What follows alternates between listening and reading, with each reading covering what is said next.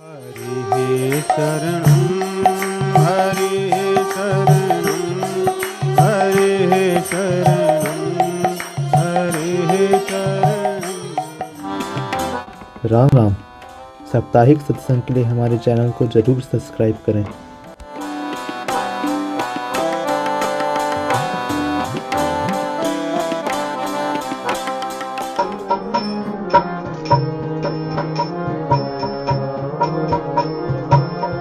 श्री राम जय राम जय जय राम।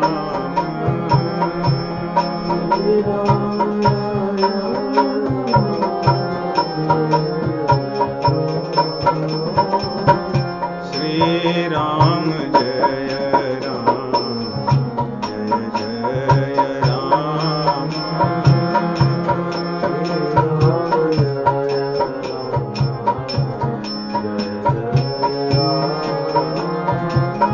श्री सीतानाथ समारम्भां श्री रामानन्दार्य मध्यमाम् अस्मदाचार्य पर्यन्तां वन्दे श्री गुरु परम्पराम्।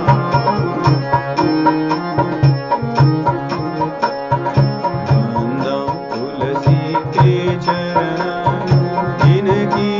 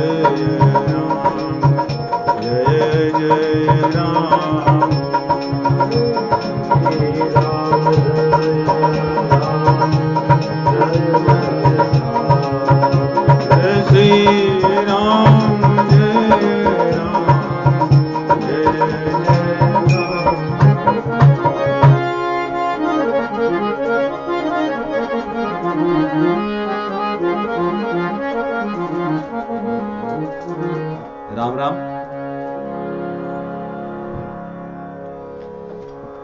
श्री रामचरितमानस की तृतीय आवृत्ति में श्रृंखलाबद्ध कथा में बालकांड के दोहे 18 से हम लोग आज श्रवण करेंगे। वही मंगलाचरण ही चल रहा है। गोस्वामी तुलसीदास जी ने बड़ी लंबी मंगलाचरण रामचरितमानस में की है, सारी भूमिका बंधाई है। पवन सुत हनुमान जी महाराज जी को स्मरण कर रहे थे पिछले सप्ताह। प्रणमो पवन कुमार खल बन पावक ज्ञान घन जासु हृदय आगार बसहि राम सर चाप धरा। जिसके हृदय में भगवान श्री रामचंद्र जी धनुष और बाण लेकर बैठे हों तो सभी अवगुणों को नष्ट कर देता है। इसलिए प्रणमो पवन कुमार खल बन पावक ज्ञान घन, क्योंकि रामचंद्र जी धनुष बाण लेकर के हृदय में विराजमान है, इसलिए खलों के बन को अग्नि की तरह जला। आगे गोस्वामी तुलसीदास जी वंदना भगवान के अन्य भक्तों की करते हैं। कपिपति रीछ निशाचर राजा अंगदादि जे कीश समाजा। बंदौ सबके चरण सुहाए शरीर राम जी न पाए। जिन्होंने भगवान श्री रामचंद्र जी को प्राप्त कर लिया है, ये बड़े कुलीन लोग नहीं है, ये अधम शरीर, अर्थात भगवान श्री रामचंद्र जी को पाने के लिए किसी शरीर की भी यहाँ पे विशेषता नहीं। ऐसे तो हम सोचते हैं कि मानव शरीर में ही भगवान को पाया जा सकता है, और सामान्यतः सिद्धांत तो वही है, परंतु भगवान श्री रामचंद्र जी इतने सरल हैं, गई बहोर गरीब निवाजो, सरल सबल साहिब रघुराजो, कि अधम शरीर में रहकर भी भगवान को पाया जा सकता है। गोस्वामी तुलसीदास जी उन सब की वंदना करते हैं। बंदों सबके चरण सुहाए, इन सभी के चरण सुंदर हैं, इसलिए नहीं कि उनका शरीर अधम है, शरीर अधम होने पर भी चरण सुंदर है, क्योंकि उन्होंने रामचंद्र जी को प्राप्त कर लिया है। रामचंद्र जी इतने सरल हैं। उनमें के कुछ लोगों का नाम कहते हैं कपिपति सुग्रीव जी, रीश और निशाचर राजा रीशपति ऋक्षराज जामवन जी, और निशाचर राजा अर्थात विभीषण जी, अंगद आदि अन्य जो बंदर थे विशाल बड़े बड़े, उन सभी से प्रार्थना करते हैं। रघुपति चरण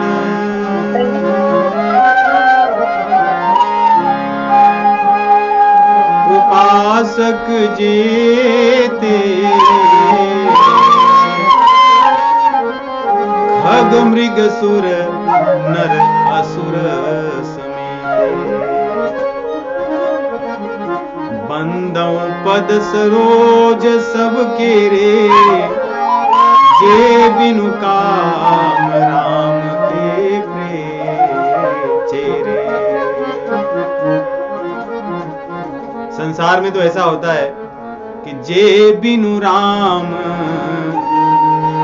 काम के चेरे, बिना राम के और जो काम के चेले, लेकिन उनकी वंदना गोस्वामी जी पहले ही खलों के रूप में कर चुके हैं। सीए राम में सब जग जानी, परंतु यहां पे जे बिनु काम राम के चेरे, जो निष्काम हो गए और भगवान के चेले हो गए, भगवान के दास हो गए, उन लोगों की वंदना करते हैं, उनके चरण कमलों की वंदना करते हैं। और चाहे जो है, कौन है, उनके नाम क्या है, बोले जो भी होंगे, जहां भी होंगे, रघुपति चरण उपासक जेते। आगे इसके पहले तो मुख्य भगवान के भक्तों का जो अधम शरीर में थे उनका नाम ले लिए थे, परंतु यहां पे कह रहे नहीं, इनके अतिरिक्त भी जितने होंगे राम उपासक जेते, उनके चरण कमलों की मैं वंदना करता हूं। क्यों? उनके गुण क्या है? जे बिनु काम राम के चेरे, जो निष्काम भाव से भगवान के दास हैं, जो अकिंचन है, जिन्हें कुछ नहीं चाहिए, उनसे वंदना करके। उसमें कौन कौन है? उसमें पक्षी हैं जैसे गीधराज, उसमें मृग है, मृगों में यहां पे मारीच भी है, तथा अन्य जो पशु थे वे भी है। मृग अर्थात पशु भी होता है, हिरण भी होता है। तो मारीच भी भगवान का भक्त तो हो ही गया था। अंत में रावण को समझाया, अंत में अपने कल्याण की कामना से ही वो आया था, निष्काम नहीं था, परंतु मृगों में उसकी भी गिनती। सुर देवता तो हैं ही भगवान के, भगवान शिव जी, माता पार्वती जी, अन्य आदि सब देवता, महादेवता, सब भगवान के अपने, भगवान के भक्त हैं। और नर, परंतु हम निष्काम तो नहीं, परंतु जो त्रिजटा नाम राक्षसी एका, राम चरण रति निपुण विवेका, वो भी भगवान की भक्ता। इन सभी के चरण कमलों को गोस्वामी तुलसीदास जी वंदन करके आगे अब श्रेष्ठ मुनियों की वंदना करते हैं। शुक सनकादि भगत मुनि नारद सुख सन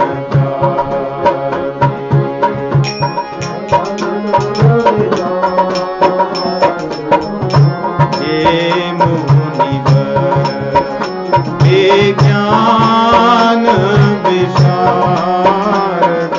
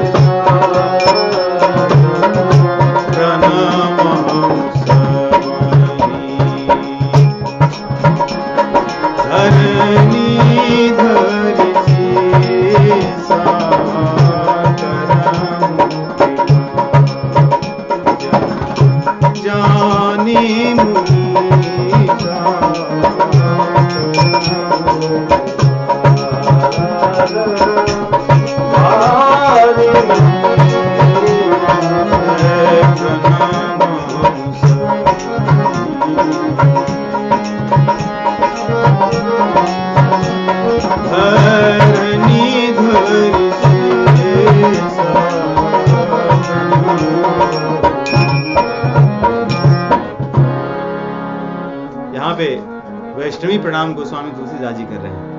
प्रणमं धरणि धरि शीशा करहु कृपा। जन जान मुनीषा, मैं भी उन्हीं का हूं, मैं भी आपकी ही वर्ग का हूं जहां पे आप हैं। भले मेरी गिनती पीछे है परंतु हूं तो मैं वहीं का। मैं भी वैष्णवों की पंगत का हूं, इसलिए आपको भूमि पर शीश रख करके मैं प्रणाम करता हूं। मुझे भी आप जान लीजिए कि मैं भी रामचंद्र जी के भक्तों में अपना नाम रखा हूं, भले पीछे ही तो सही क्या। इसलिए आप कृपा कीजिए, क्योंकि आपकी कृपा के बिना मैं भगवान को नहीं पा सकता। नाभादास जी कहते हैं, भगति भक्त भगवंत गुरु चतुर नाम बपु एक। वैष्णव भी भगवान के ही स्वरूप हैं, भगवान के ही रूप है, भगवान के ही अंग है। इसलिए और द्रोह से व्यक्ति बच सकता है, परंतु वैष्णव द्रोह से नहीं बच सकता। वैष्णव को देखकर पंगत के नहीं है। तो गोस्वामी कह रहे हैं, गोस्वामी जी कह रहे हैं, करहूं कृपा जन जानी मुनीषा, करहूं कृपा। आप कृपा कीजिए। कृपा सिंधुभ्य एव च पतिता नाम पावनेभ्यो वैष्णवेभ्यो नमो नमः। कि आप कृपा के सिंधु हैं, कृपा कीजिए। और कौन कौन है उनमें?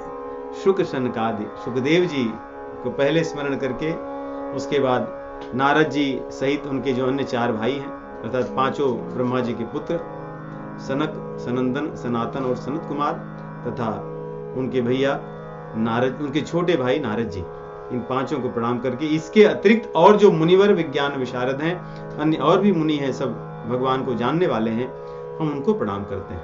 ये सब ज्ञानी पुरुष हैं जो भक्ति मार्ग के आचार्य भी हैं और ज्ञान मार्ग के भी आचार्य, ये बड़े श्रेष्ठ लोग हैं। इन सब की वंदना करने के बाद में आगे इन सभी का पालन करने वाली हमारी जानकी माता जी, जिनकी कृपा के बिना न कोई मुनि बन सकता है, न कोई ज्ञानी और न कोई भक्त। जिनकी करुणा कृपा न हो, जिनकी कृपा कटाक्ष न प्राप्त हो, तो हमारी भक्ति कभी आरंभ भी नहीं हो सकती, न बढ़ सकती। जनक सुता जग जननी जानकी, जनक सुता जग अतिशय करुणा निधान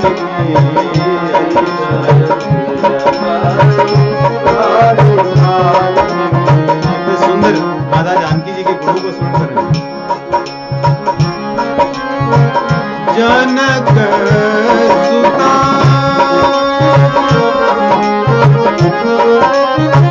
इतने प्रेम से उनसे प्रार्थना कर रहे हैं। जनक सुता, आप पुत्री भी हैं और आप माँ भी हैं।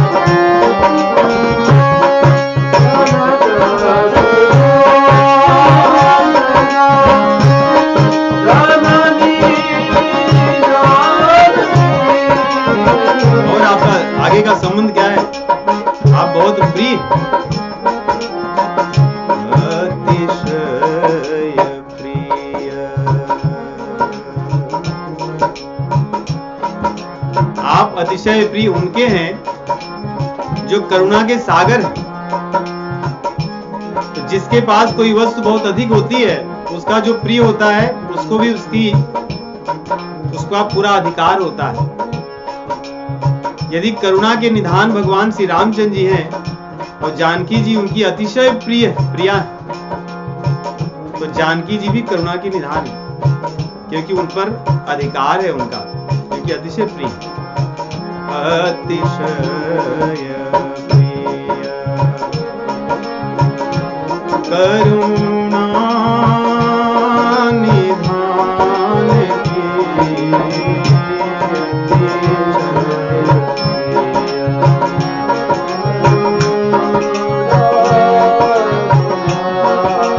अब तक तो गोस्वामी तुलसीदास जी प्रणमो विनमो,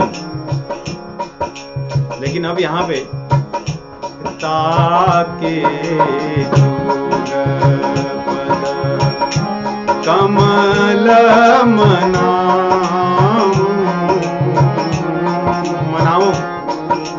मना रहे। यहाँ पे न तो वंदना है और न तो प्रणाम, मना रहे।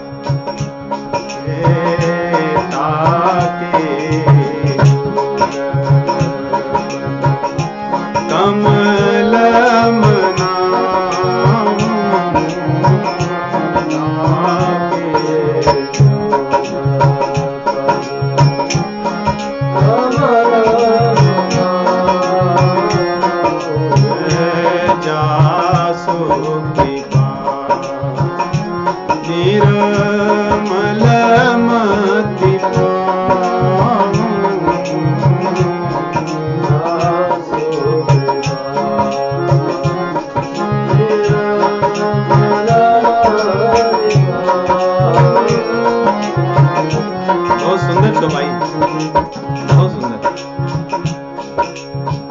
कृपा निर्मल मति पाऊं।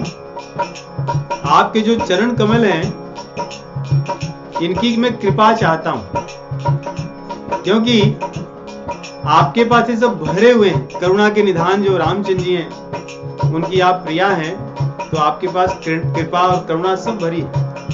लेकिन मेरे अंदर कोई कमी है जिससे आप रूठी, आपके चरण कमल रूठे, इसलिए मैं अपने आप को तो सुधारने में अक्षम हूं। मैं ऐसा नहीं कह सकता कि मैं उस योग्य होऊंगा तो आप दे दें।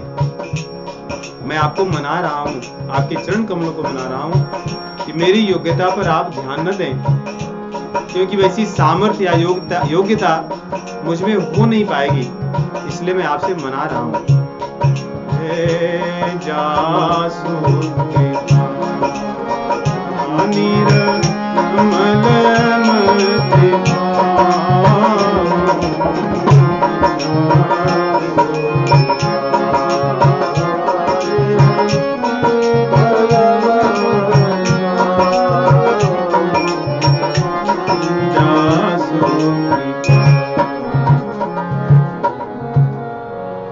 इस प्रकार माता जानकी जी की वंदना करने के बाद में भगवान श्री रामचंद्र जी से पुनि, वैसे तो भगवान को सीए राम में सब जग जानी करम प्रणाम, तो वैसा भी वहां भी कहते हैं कि सीए राम में सब जग जानी, जानता हूं, तो वहां भी प्रणाम रामचंद्र जी को कर रहे हैं। सब जगह भगवान को ही प्रणाम कर रहे हैं, क्योंकि भगवान को ही सब जगह देखते हैं, इसलिए कह रहे हैं पुनि, या सबको करने के बाद में अब पुनि मन वचन कर्म रघुनायक, चरण कमल बंदों सब लायक,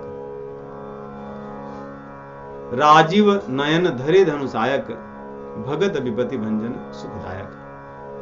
भगवान सुखदायक हैं, हमारे दुख को दूर करने वाले, क्योंकि धनुष बाण लिए हुए सदैव वे भक्तों की रक्षा के लिए, अपने प्रणत पालन के लिए भगवान तत्पर रहते हैं। ऐसे राजीव नयन भगवान को मैं प्रणाम करता हूं और उनको मन वचन और कर्म से प्रणाम करता हूं, अर्थात मेरे संपूर्ण कर्म भगवान को समर्पित हैं। जो मैं रामचरितमानस लिखने जा रहा हूं, ये भगवान श्री रामचंद्र जी को समर्पित है। मेरा मन भी उन्हीं को समर्पित है, और मेरी जो वाणी है, जिसको मैं पावन करने के लिए ये लिखने जा रहा हूं, वो भी भगवान को समर्पित है। उनके चरण कमलों को प्रणाम करके आगे युगल सरकार की वंदना करते हैं, और अपनी दृष्टि में भगवान किसको मानते हैं, रामचंद्र जी को कि सीता को। कहते हैं मैंने यहाँ पे वंदना यदि राम जी की है तो सीता जी की भी मानिएगा, क्योंकि मैं दोनों को एक ही देख रहा हूं। इसलिए कहीं अगर मैंने रामचंद्र जी के साथ श्री नहीं लगाया है या सीता जी या जानकी कुछ नहीं लिखा है, वो भी उसी में है। ऐसे ही भागवत पुराण में कई बार हम देखते हैं कि श्री भगवान उवाच आता है, वहां पे श्री कहते हैं राधा जी का नाम नहीं है, तो राधा जी भी उसी में नीत है। श्री सुख उवाच, वहां भी राधा जी है, राधा जी का सुग्गा तोता कह रहा है, तो वहां पे भी भगवान राधा जी का नाम गुप्त ही है। वैसे कह रहे हैं यहाँ पे मेरी दृष्टि में रामचंद्र जी और सीता जी में कोई भेद नहीं है, दोनों एक ही हैं। इसलिए मैं उनकी वंदना जब कर रहा हूं रामचंद्र जी की, तो सीता जी की भी समझिएगा। कैसा गोस्वामी तुलसीदास जी समझते हैं जानकी जी और रामचंद्र जी को, जो शास्त्रों के अनुसार है, गिरा अरथ जल बीच सम कहियत भिन्न न भिन्न। जैसे वाणी और उसके अर्थ में कोई भेद नहीं निकाला जा सकता, दोनों एक ही होते हैं। यदि एक न हो तो दूसरा न हो, और यदि दूसरा न हो तो पहले का कोई अर्थ नहीं। आप कुछ बोलते जाएं जिसका कोई अर्थ ही न हो। तो गिरा और उसका अर्थ, वाणी और उसका अर्थ, उसी प्रकार जल और जल की लहरें। जैसे जल की लहरों से जल का अनुभव होता है, यदि लहरें न हो तो जल एकदम शांत रहे तो उसका उतना अनुभव नहीं होता।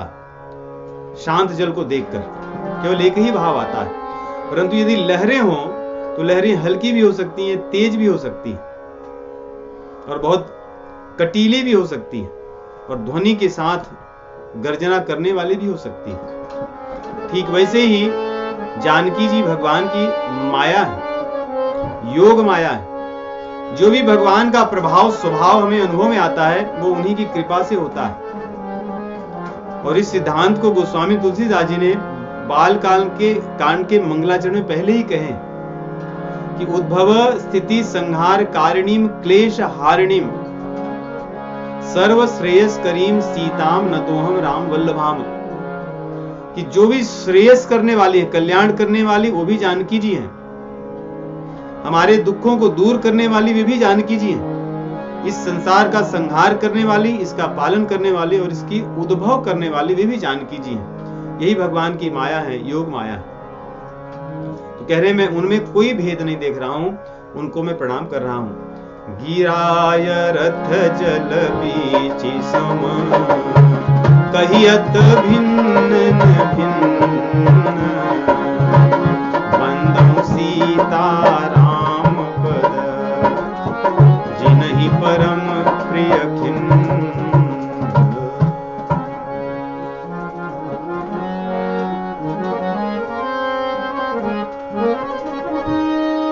अब यहां से भगवान के नाम की वंदना का प्रकरण आरंभ होता है।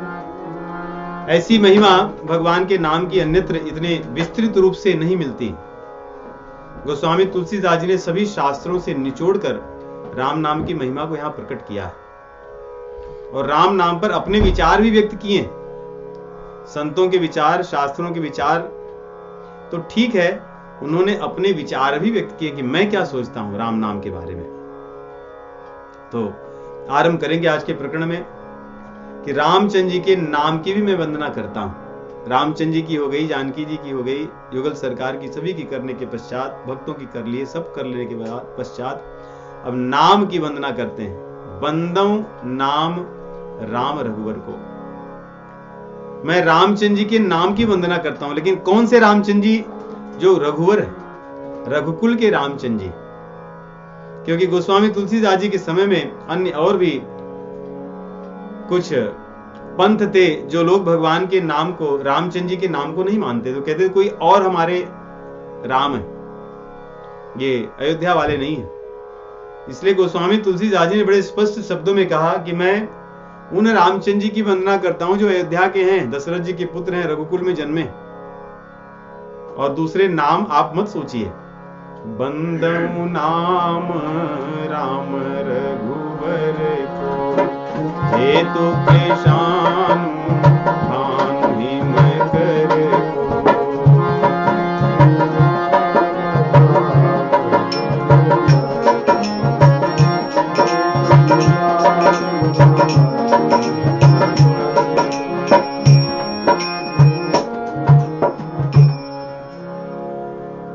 कह रहे हैं इसमें जो बीज है राम में, र, आ और म,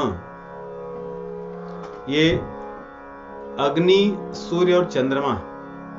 जो रकार है ये अग्नि कृषाणु का र है, और जो आ है ये भानु का आ है, और जो म है ये हिमकर का म है। तीनों की अपनी अपनी विशेषताएं। अग्नि है वो जलाकर किसी चीज को भस्म कर देता है, तो राम नाम में अग्नि है, सूर्य है और चंद्र है। तो जैसे अग्नि जलाकर के भस्म कर देता है, वैसे ही राम नाम का जो रकार है कृषानुरूप, ये हमारे हृदय में विराजमान जो कलिमल है, जो कामनाएं आदि जो वासनाएं हैं, इन सभी को जलाकर नष्ट कर देता है।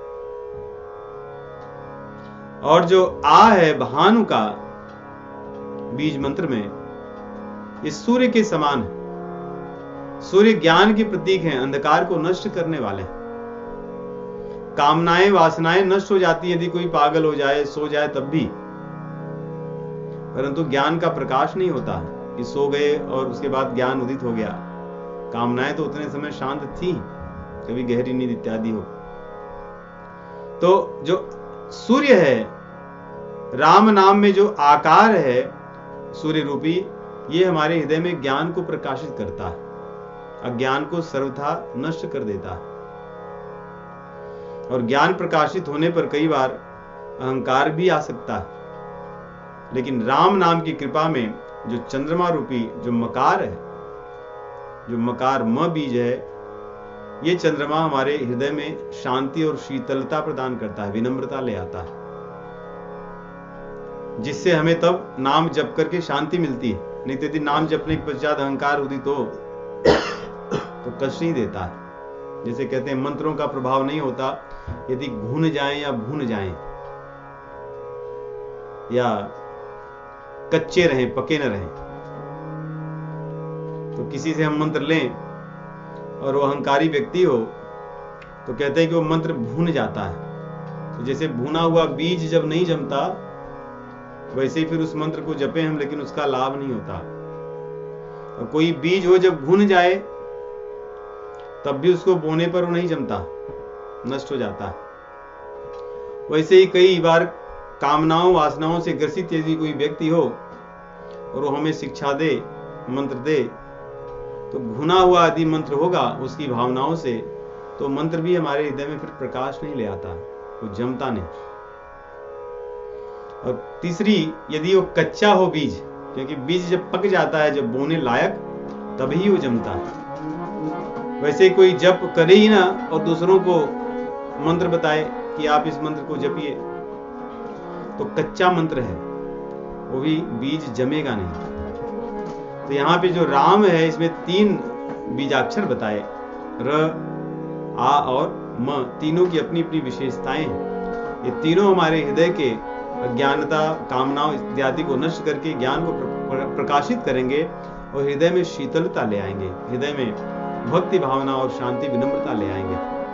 ऐसे भगवान के नाम को मैं प्रणाम करता हूं। विधि हरि हरमय वेद प्राण सो, अगुण अनुपम गुण निधान सो।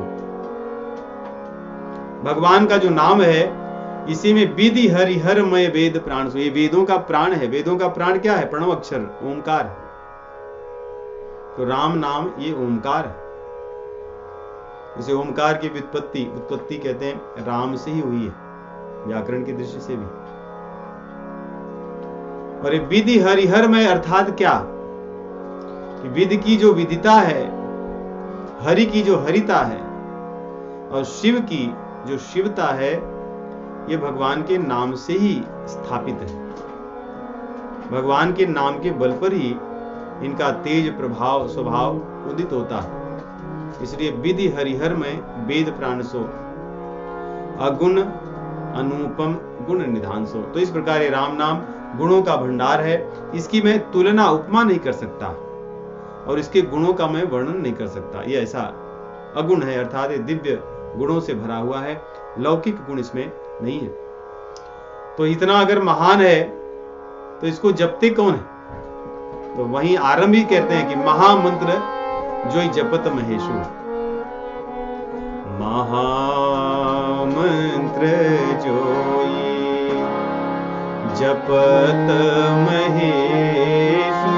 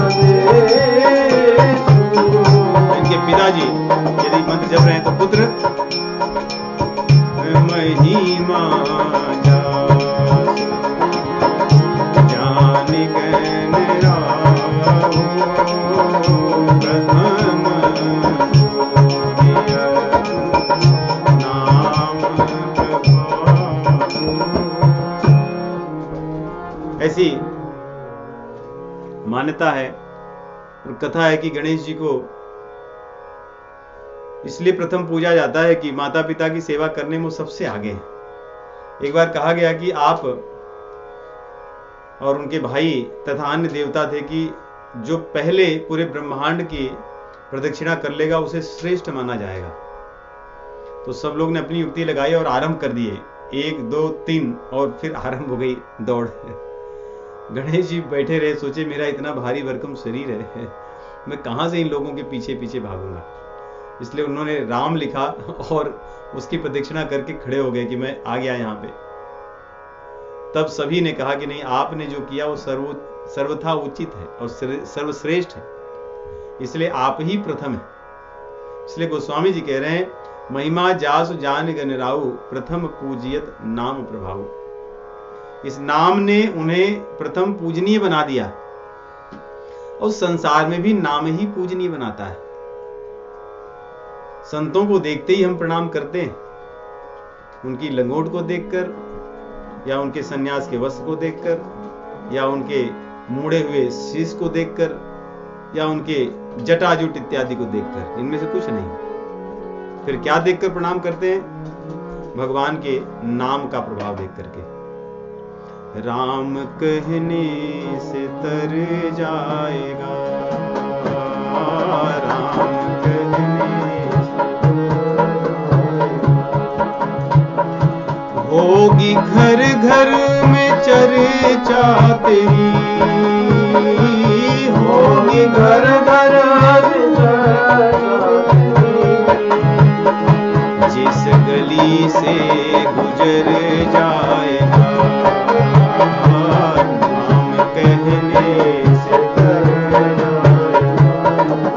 तो भगवान के नाम का प्रभाव है कि कोई प्रथम पूजनीय बन जाता है भगवान के नाम के प्रभाव से। वाल्मीकि जी राम न कहकर मराही कहे। मरा का भी अर्थ है, म अर्थात मंगल, रा अर्थात राति, जो प्रदान करता, जो मंगल प्रदान करता है, इसलिए मरा अर्थात जो मंगल प्रदान करने वाले, मंगल भवन अमंगलहारी, वही अर्थात मरा उसका नाम है। राति मंगलम, जो मंगल को प्रदान करते वही राम है, या जो मंगल को प्रदान करता है या प्रदान करता है मंगल, दोनों एक ही है। इसलिए उनको कहकर के आदि कवि वाल्मीकि जी भी पूजनीय हो गए। और पार्वती जी तो पति भी थे, पुत्र भी थे, भगवान शिव जी और गणेश जी दोनों थे। अब यहाँ पार्वती जी का भी नाम आया कि वे भी राम नाम के कारण ही भगवान शिव जी को प्रिय हुई, क्योंकि सती रूप में तो भगवान ने उन्हें तज दिया था, फिर पार्वती रूप में भगवान ने उन्हें स्वीकार क्यों किया और उन्हें अर्धांगिनी क्यों बनाया, अर्धांगिनी क्यों स्वीकार किया। सती जी, पार्वती जी का नियम था कि सहस्र नाम पढ़ने के पश्चात ही वो कोई भी भोजन इत्यादि ग्रहण करती थी और सेवा आरंभ करती थी।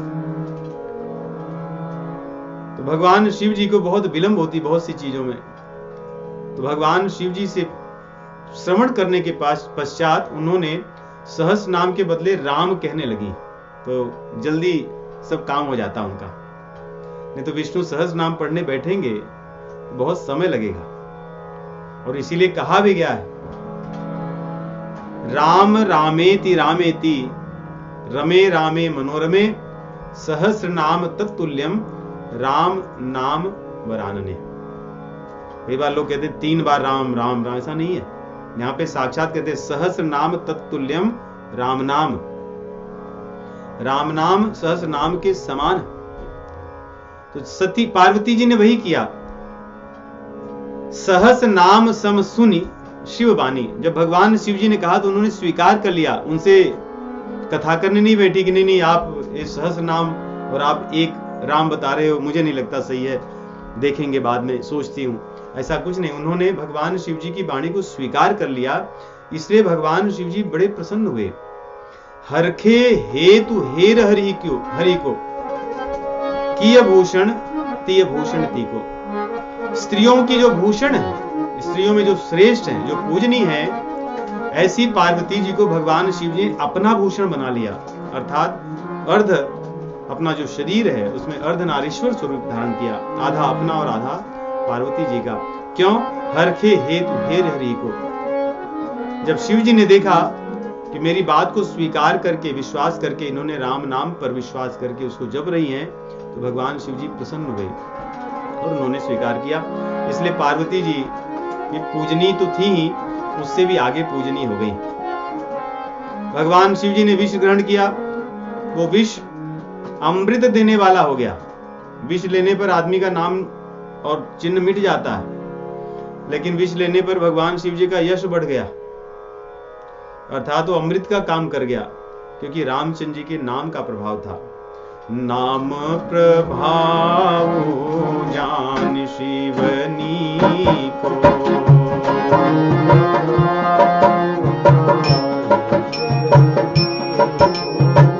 काल कोट फल दीन यमी को,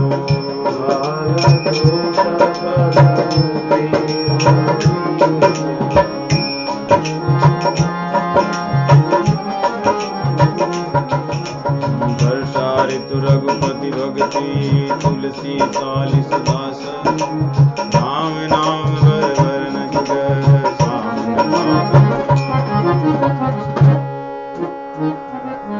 वर्षा ऋतु रघुपति भगति तुलसी साली सुदास, राम नाम बर बरन जुग सावन भादो मास। यहाँ पे उपमा देते हैं कि श्रावण और भाद्रपद मास में खूब बरसात होती है, और उस बरसात में शाली अर्थात उसे धान को कहा जाता है। धान की जड़हन होती है, जब धान को पहले बोया जाता है और जब छोटा हो जाता है उसको उखाड़ करके पुनः जल में उसका रोपण किया जाता है, उसको जड़हन कहते हैं।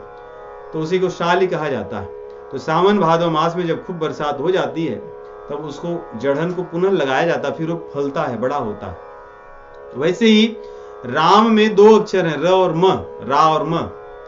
ये दोनों श्रावण और भाद्रपद मास हैं। जब इनका सेवन किया जाता है, अर्थात इनको जब जपा जाता है, वही वर्षा ऋतु है। भक्त लोग रघुपति भक्ति, तब उसकी भक्ति की वर्षा होती जब नाम को जपा जाता है। और जब भक्ति की वर्षा होती है तो भक्त वास्तव में सुदास तब बनता है। जैसे पहले छोटा भक्त होता है, जैसे छोटा सा धान होता है, सावन भाद महीने में उसको रोपण करने पर फिर वो बड़ा बनता है।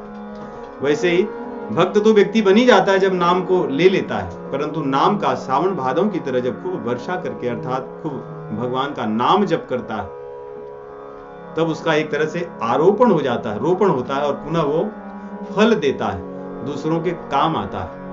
तो इस प्रकार श्रावण भाद्रपद मास और शाली अर्थात धान को लगाने पर की जो उपमा है, वो गोस्वामी तुलसीदास जी राम जी के नाम और उसके जप से और भक्ति से करते हैं। आगे कह रहे हैं जो दोनों नाम हैं इनके बड़े सुंदर अर्थ हैं। आखर मधुर मधुर मनोहर दो, बरन बिलोचन जन जिय जो। कि जो 2 अक्षर हैं रा और म, इसको ऐसे मानिए, यदि हमारी जो शरीर है इसमें ये 2 ये शरीर अगर सभी अक्षर और सभी वर्णों की है, क ख ग इत्यादि आ से लेकर के, तो ये दोनों नेत्र हैं, र और म। या दूसरा ऐसे देखें, आखर मधुर मनोहर दो, ये दोनों अक्षर बड़े मधुर और मनोहर हैं। वर्ण विलोचन, सभी वर्णों के लिए, सभी वर्ण इसके माध्यम से देख सकते हैं अपने धर्म को, अर्थात धर्म के मार्ग पर चलने के लिए सभी वर्णों के लिए। और जन जिए जो, और जो कह रहे हैं भगवान के भक्तों, आप अपने हृदय रूपी नेत्र से जो अर्थात देखिए, भक्तों अपने हृदय के नेत्र से देखिए राम नाम को, केवल बाहर से ही नहीं, अर्थात मनन कीजिए, तब ये मधुर हैं और मनोहर हैं पता चलेंगे। क्योंकि मधुरता और मनोहरता इन राम नाम की तो इनके जप से ही प्रकट होती है। यदि हम जप करें और हृदय में प्रेम उमड़ आए भगवान के नाम से,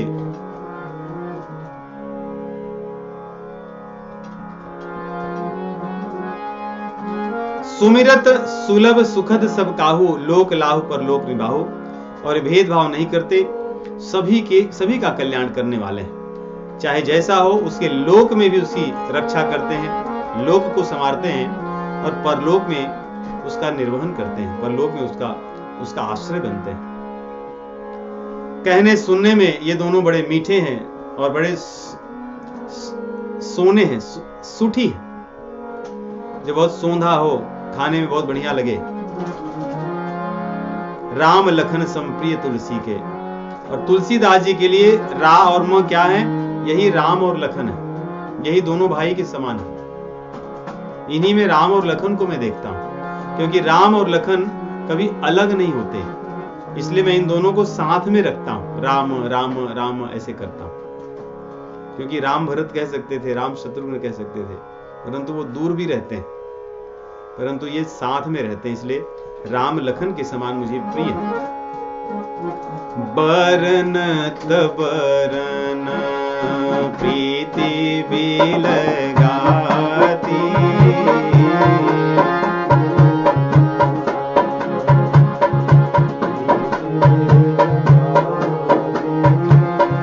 ब्रह्म जीव सम सहज संघाती।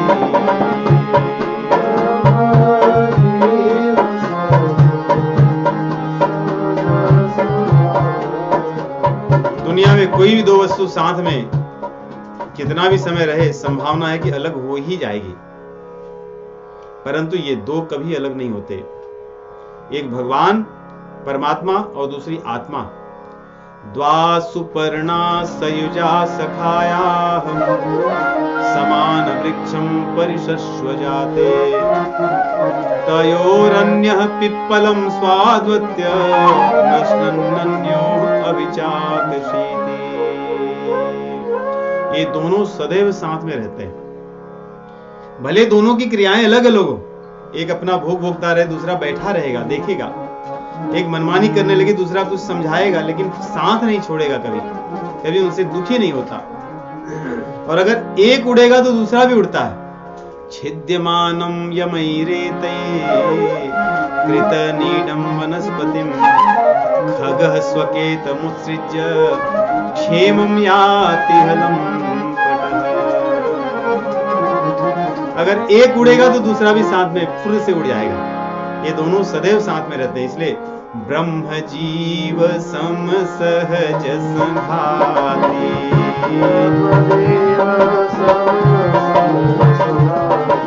बरन तबरन प्रीति बिलगाती।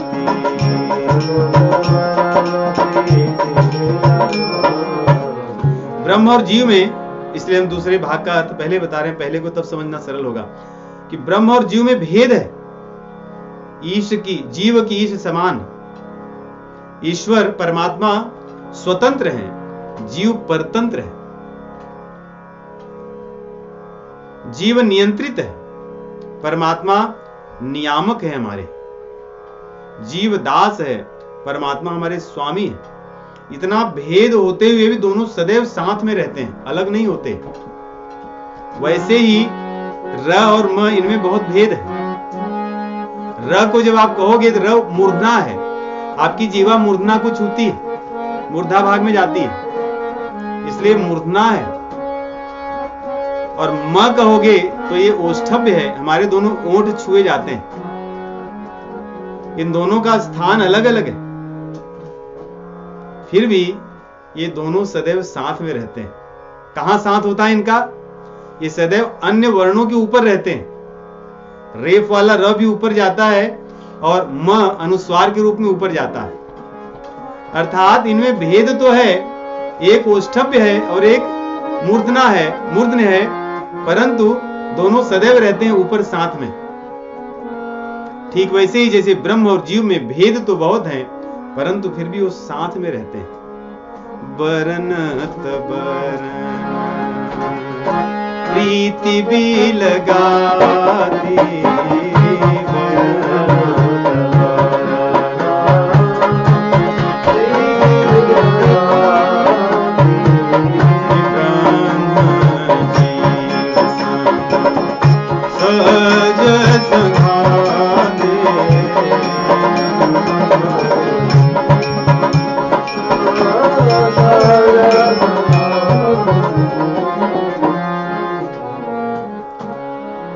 आगे और उपमाएं, नर और नारायण के समान ये दोनों सदैव साथ में रहते हैं। र और म, राम। जग पालक विशेष जंत्राता, ये राम नाम के बल पर ही भगवान राम तो संसार को पालते हैं ऐसा हम समझते हैं, लेकिन गोस्वामी जी कह रहे हैं रामचंद्र जी का नाम ही संसार को पालता है, क्योंकि रामचंद्र जी का नाम सभी आश्रय संत लोग लेते हैं, और संत लोग जो भगवान के नाम को जपते हैं उसके तेज और प्रभाव से ही सृष्टि में सभी का पालन होता है। तो एक प्रकार से भगवान का नाम ही सबका पालन करता है और सभी का विशेष रूप से रक्षा करता है सभी की। भगत स्तुतीय कल करण विभूषण, जग हित हेतु विमल विधुभूषण। भक्ति के लिए यह आभूषण है, कर्णफूल है। नाभादास जी भी कहते हैं कि आभरण नाम, आभरण नाम हरि साधु सेवा कर्णफूल। हाँ वे कर्णफूल कहते हैं, यहाँ पे भी कह रहे हैं कर्णफूल है ये, क्योंकि कर्णफूल दो होते नहीं, एक आजकल तो एक का फैशन है, परंतु दोनों कर्णफूल हो, तो इसलिए रा और म ये दो जो अक्षर हैं ये दोनों कर्णफूल हैं। किसके? भक्ति देवी के। और जग हित हेतु विमल विधुभूषण, संसार का पालन करने के लिए ये विधु अर्थात चंद्रमा और भूषण अर्थात सूर्य के समान है। सूर्य और चंद्रमा से ही संसार का पालन होता है। एक आकर के सभी सृष्टि की सब चीजों को बढ़ाता है, वनस्पति इत्यादि को, और दूसरा आकर के उनमें पोषक तत्व अमृतमय जो उनके गुण हैं उसका सिंचन करता है। इसी प्रकार र और म ये दो अक्षर हैं, ये भक्तों का पालन पोषण करते हैं, भक्तों को ये शक्ति भी देते हैं और उनके भीतर भावनाओं का सृजन भी करते हैं। स्वाद तोष सम सुगति सुधा के, अमृत के तोष अर्थात तुष्टि देने की, उसमें जो तृप्ति देने की गुण होते हैं, और स्वाद, जैसे जल हम पीते हैं तो उसमें दो चीजें होती हैं, एक तो कुछ समय जल पीने के बाद, कुछ मात्रा पीने के बाद हम तृप्त हो जाते हैं, अब नहीं चाहिए, अर्थात तो हमें तृप्त करता है, और दूसरा उसमें एक स्वाद होता है। इन दोनों में से अगर एक ना हो तो जल पीने के बाद शांति नहीं होती, अनुभूति नहीं होती, आनंद नहीं आता। ये दोनों रहने पे अच्छा लगता है। जैसे कोई गर्म जल पिए जिसमें स्वाद चला जाए तो तृप्ति भले हो लेकिन स्वाद नहीं होती, मन में प्रसन्नता नहीं होती, तो दोनों। वैसे र और म इनमें यही हाल है। और पूरी वसुधा को धारण करने वाले कमठ और शेष नाग हैं, तो रा और म ये पूरे ब्रह्मांड को, पूरी वसुधा को धारण करते हैं। इनमें ऐसा तेज, इनमें ऐसा बल है। जन मन मंजू मकुर, जन मन मंजू कंज मधुकर से, जीह जसोमती हरिहलधर से। जसोदा को जैसे बालकृष्ण भगवान और बलदाऊ जी ये दोनों अच्छे लगते हैं, वैसे ही मेरी जिह्वा को ये रा और म अच्छे लगते हैं। जन मन मंजू कंज मधुकर से, भक्तों के हृदय में ये भंवरे के समान है, अर्थात वहीं राम नाम वहीं बैठे रहते हैं, वहीं भिनभिनाते रहते हैं। जैसे भंवरे सदैव बोलते रहते हैं, वैसे भक्तों के हृदय में राम नाम सदैव चलता रहता है। अब यहाँ पे एक बात और है, जी है जसोमती, जीवा को यशोदा कहा और बलराम और कृष्ण को रा और म कहा। इसमें ऐसे भी भाव समझ सकते हैं कि रा और म अपनी वैखरी वाणी से बोलते हैं। 4 प्रकार की वाणी होती है, परा, पश्यंती, मध्यमा और वैखरी। एक हमारी नाभि से निकलती है परा, पश्यंती उसके ऊपर हृदय के पास, और मध्यमा यहाँ कंठ के पास, और वैखरी हमारी जीवा से निकलती है। तो रा और म भले जीवा से निकले, जैसे भगवान कृष्ण और बलदेव हैं किसी और के पुत्र माने जाते हैं, किसी और के, दोनों जन देवकी के हैं, लेकिन दोनों जन माने जाते हैं कि बाबा नंद के हैं। वैसे ही वाणी तो निकलती है हमारी परा से सदैव, नाभि से ही वाणी का आरंभ होता है, वहीं से उसका उद्गम होता है, परंतु निकलती है वो हमारी वैखरी वाणी से जब लोगों को पता चलता है। तो इसलिए कह रहे हैं, जन मन मंजू कंज मधुकर से, जीह जसोमति हरिहर धर से। तो रा और म, तो यहाँ पे देखें, रा और म राम और लखन के समान है, सूर्य चंद्रमा के समान है, कृष्ण बलराम के समान है, कमठ और शेषनाग के समान है, दोनों भगवान के अवतार, और नर नारायण के समान है, ब्रह्म और जीव के समान है। यदि आप जिसकी भी जो भी उपमाएं गोस्वामी तुलसीदास जी हैं, ये सब भगवान की ही स्वरूप हैं, विभूतियां। तो भगवान के नाम को कहने ही भगवान ही, ये मैं उन्हीं रूप में देखता हूं। जो हम रा और म कहें, हमें राम लक्ष्मण दिखें, कृष्ण बलराम दिखें, हमें कमठ शेष दिखें, नर नारायण दिखें, गोस्वामी तुलसीदास जी को वही दिख रहे हैं, वही अनुभव है। कह रहे रा और म से एक छत्र की तरह ऊपर रेफ रहता है, और एक मुकुटमणि बिंदु के समान, मणि के समान दिखता है। सभी वर्णों पर जो दिखते हैं दोनों, तुलसी रघुवर नाम के वर्ण विराजित दो। सभी वर्णों पर ये दोनों र और म किस प्रकार विराजित होते हैं, छत्र की तरह और मुकुटमणि की तरह। मैं उनको प्रणाम करता हूं। आगे नाम और रूप, इनकी तुलना करते हैं। इसको भी हम संक्षेप में समझें कि कोई भी वस्तु का ज्ञान यदि हमें हो, उसके नाम और रूप दोनों की आवश्यकता होती है। जैसे हम कहें कि पंखा, व्यजन, अगर कोई व्यक्ति व्यजन कभी न देखा हो, अगर उसको हम कहें कि व्यजन पंखा, वो कहेगा पंखा क्या होता है, हमें नहीं पता। यदि किसी का नाम हमें पता हो और पंखा पता हो कि वो कैसा होता है, नाम और रूप, तो उसका ज्ञान हमें सही ढंग से होता है। जैसे यहाँ वाणी बैठी है, हम कहें कि वाणी, और किसी ने वाणी को देखा ही ना हो, तो सोचेंगे वाणी कैसी होगी, बड़ी है, छोटी है, किस प्रकार की है, चश्मा है या नहीं है, तिलक लगाई या नहीं लगाई है।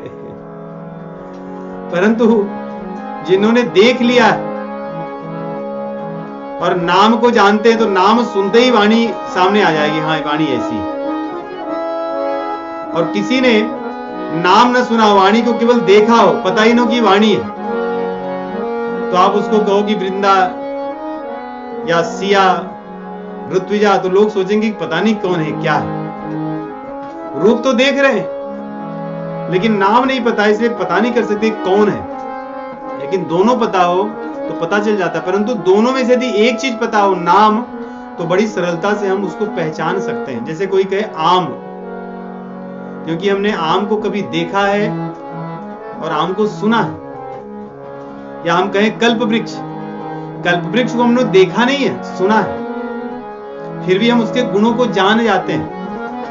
तो कुछ चीजें हम देखे सुने हैं दोनों, तब जानते हैं। कुछ चीजें हम केवल सुने, नरक को हमने देखा नहीं, स्वर्ग को हमने देखा नहीं है, अर्थात हमें स्मरण में नहीं है। देखे तो होंगे कई बार, क्योंकि संसार चक्र में भ्रमण करते हुए कभी तो गए ही है, वहां से होकर ही आए, स्वर्ग लोक, नरक लोक, सब जगह से। लेकिन हमें स्मृति में न होने के कारण हम उसको नहीं जानते। परंतु नाम से हम समझ जाते हैं कि अच्छा, स्वर्ग में ऐसा होगा, नरक में ऐसा होगा, भगवत धाम में ऐसा होगा, भगवान के भक्त ऐसे रहे होंगे, ऐसे करते होंगे। इस प्रकार जैसे जड़ भरत को हमने नहीं देखा, लेकिन नाम सुने, उनके बारे में जानते हैं, तो तुरंत कल्पना आ जाती कि ऐसे रहे होंगे ऐसे। लेकिन यदि हमें पता ही नहीं होता कि जड़ भरत केवल दिखते कोई चित्र दिखाए, हमें पता नहीं चलेगा जड़ भरत है, भले वही हो। कोई कल्प वृक्ष हमारे सामने लाके रख दे, हमने उसका नाम ही ना सुना तो हमें पता ही नहीं चलेगा कल्प वृक्ष है। इसलिए नाम और रूप में दोनों आवश्यक हैं, परंतु सबसे अधिक आवश्यक नाम की है। इसलिए कह रहे हैं, को बड़ छोट कहत अपराधो, सुनि गुण भेद समझे साधु। नाम बड़ा है या रूप बड़ा है ऐसा कहने में अपराध लगता है, लेकिन मैं कुछ नहीं कहूंगा, जो साधु लोग होंगे वो समझ जाएंगे। ऐसी बात करके नाम की वंदना के लिए कह रहे हैं कि नाम जो ऐसा है, कुछ लोग अगुण और कुछ लोग सगुण के रूप में मानते हैं। दोनों लोगों को नाम की आवश्यकता होती है। रूप को निर्गुण वाले कहते हैं हम रूप नहीं मानते, सगुण वाले रूप मानते हैं। लेकिन एक रूप को मानते एक नहीं मानते, दोनों नाम को मानते हैं। अर्थात नाम दोनों के बीच में दुभाषिया है, अर्थात दोनों में समन्वय कराने वाला, एक की बात दूसरों को पहुंचाने वाला, दोनों के बीच के भेद को कम करने वाला, दोनों में सामंजस्य प्रेम स्थापित करने वाला। तो नाम ऐसा है।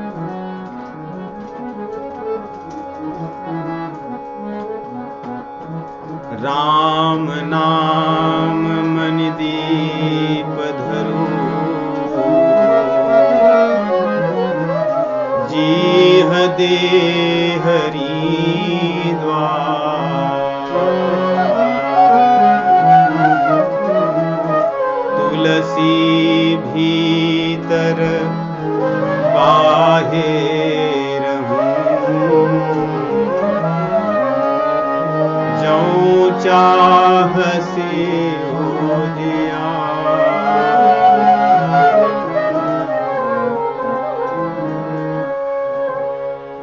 तुलसी भीतर बाहिर हूँ, जौं चाह से ओजिया।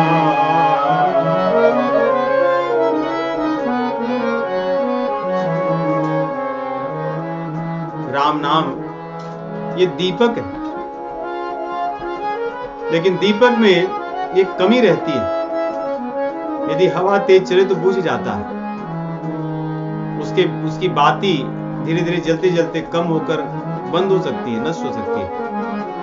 उसमें जो घी होता है वो जलकर समाप्त हो सकता है, अर्थात बुझने की संभावना होती है कालांतर में। परंतु जो मणिदीप होता है उसमें ऐसी कोई संभावना नहीं होती, वो नित्य निरंतर देदीप्यमान रहता है। इसलिए राम नाम मणिदीप है, इसका जो तेज है वो कभी कम नहीं हो सकता। सांसारिक जो कामनाएं वासनाएं रूपी जो वायु है वो उसको कभी बुझा नहीं सकती, उसके तेज को कम नहीं कर सकती। इसलिए इस दीपक को हम जला लें। जलाकर कहां रखें? संसार में भी रहना है और भीतर विराजमान जो भगवान है उनका भी दर्शन करना है। या यूं कहें कि सीय राम में सब जग जानी, भगवान को संसार में भी देखना है और अपने हृदय में अस प्रभु हृदय अछत अविकारी, जो हमारे हृदय में विराजमान वही प्रभु हैं, इन दोनों का दर्शन करना है। इन दोनों का दर्शन कराने वाला वो राम नाम मणिदीप है। फिर दोनों को कौन से ऐसे स्थान पर रखें कि दोनों का दर्शन होगा? दोनों के नाम को, दोनों का दर्शन भगवान के नाम को जपने से होगा। इसलिए कह रहे हैं राम नाम मणिदीप, मणिदीप को धर लो, जीह देहरी द्वार। इस जीव के जो द्वार है, जीवाई भीतर और बाहर दोनों है।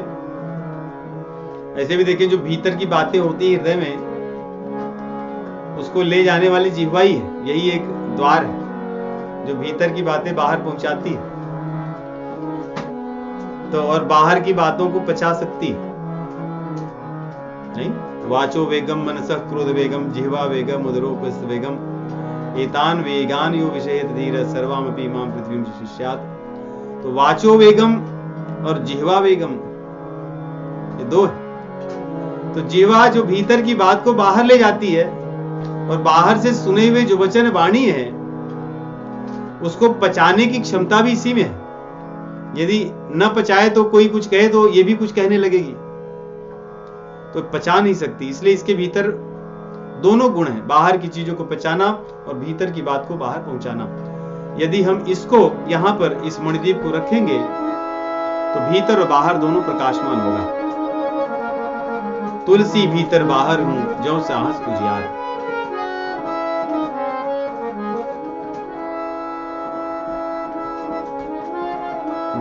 बाहर के दुख को कम करना और भीतर में जो आनंद है उसका वर्धन करना, ये भगवान के नाम का प्रभाव है।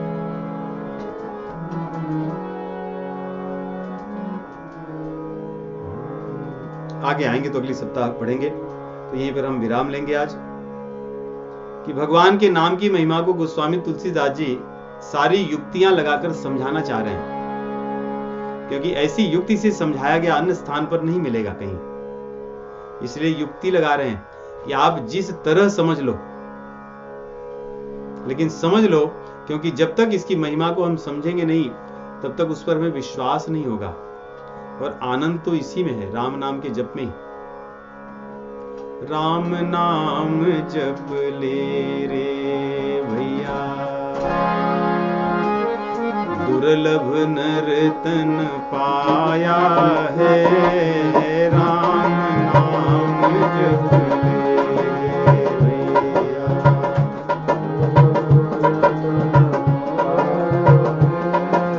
राम नाम जप ले रे भैया।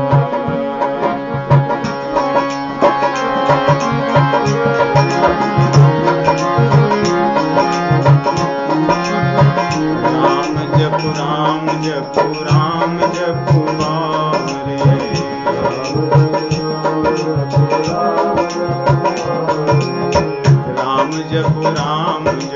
राम जप बावरे,